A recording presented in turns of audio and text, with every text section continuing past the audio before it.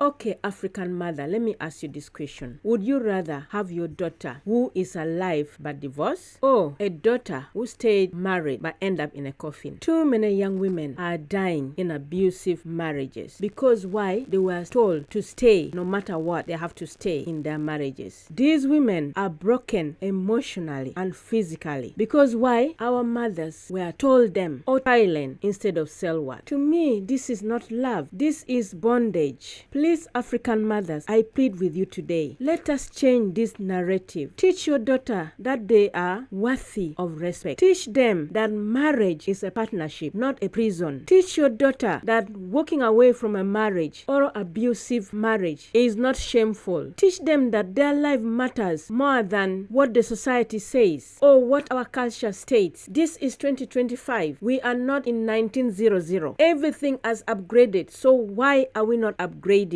this belief, this law, this culture, this traditional? Why are we still stagnant? Why are we remain in the same place, the same old place? Why are we depriving our daughters? Every young girl getting married, they will sit them down and tell them, you have to persevere. You have to, in marriage is not a bed of roses. When your husband cheats, all men cheat. You have to accept it. You have to not even bother about that, because that is normal, because all men cheat. You are the very people, you are the one encouraging these young men, these our brothers, to cheat. You are the one, instead of start teaching young men from the start that it's not good to cheat, but you are encouraging, you are giving this too much power to the brothers that it's okay for them to cheat. And this has been since, like I say, 1900 up to 2025. The same old thing is still going on. Even those days, girl child was not allowed to study, but now time came when girl childs are studying. So since girl childs have been allowed to go to school in Africa, why are you not changing these laws? Why are you still preaching the same old law? You are making many young girls are dying in the hands of their men because of shame. They are told to stay in abusive relationship. Whether the man is doing what is cheating, they should not mind. Whether he's abusing them, they have to persevere, because if they return home or if they divorce this man, it's gonna put shame on the family. Do you even think of their peace of mind? Do you think of their happiness? If you love your daughters, you should stop this teaching. Unfortunately, I don't have a daughter, but if I were to have a daughter, I would not allow anyone to lay their hands on my daughter. I would even tell my daughter from the start, I would teach her, don't ever allow any man to hit you. Don't ever allow any man to treat you anyhow, to abuse you. I would teach my daughters, but unfortunately, I don't have. So I feel like it's high time for all our African mothers to change this. All our African mothers, they need to change this teaching. How many women, how many young girls you want to die before your eyes can open? Many women are staying in their marriages. They are suffering secretly. They keep covering up for their men simply because they don't want to shame their mothers. They don't want their community to know that their marriages fail. They don't want to bring shame on their mothers or on their family. This has to stop. Recently, a lady died in America, and what happened? She was covering up for her husband.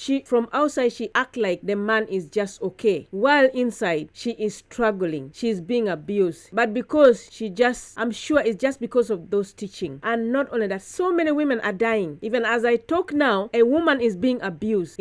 She's dying. She's just dying softly because of that. It's time to empower our daughters. And remember, when you empower your daughters, you don't just protect them, you protect generation after them. A strong, safe, and confident woman always raises strong children and build a healthy community. Mothers, your daughters are watching and listening. Please be the one that teach them self-love, dignity, and encourage them to choose life over fear. So for that, we should stop this damaging practicing of telling our daughters to tolerate mistreatment, especially in relationship and others, as this is why many women are dying under their abusive husbands. Another thing is, you should stop seeing your daughters as wealth or has something for benefit for your golden age, and you should stop using them as finance or wealth for their brothers. For example, like in my country, like a sister has to get married for her brother also. So when she get married, this money is used, the brother will use to get to marry another woman. This practice needs to stop. You should stop using your daughters or your girl child as good to generate wealth. So like you sell your daughters sisters to get money so that their brothers can get married. I feel that should be stopped. You're putting too much pressure on the girl child. You are giving too much power to the male child. They are strong enough. Let them look for their money. Let them work hard. Encourage them to work hard and look for their own money, but not to use their sisters to bring money for them. It's time you stop forcing your daughters to follow some traditional without questions. It's time to upgrade this traditional. It's time to start teaching your daughters about self-worth or self-care. Try to encourage open, genuine communication, as well as you support them emotionally, physically, while allow them independence and resilience. Dear African mothers, I needed to speak to you with love, but also with honesty. Many of you raise your daughters with the mindset that marriage is the ultimate achievement. You tell them to endure everything, even cheating, disrespect, and abuse, just so the family may not feel shame or face shame. But what about your daughter's life? Have you thought of that? What about her peace, her happiness, and safety? I leave that with you.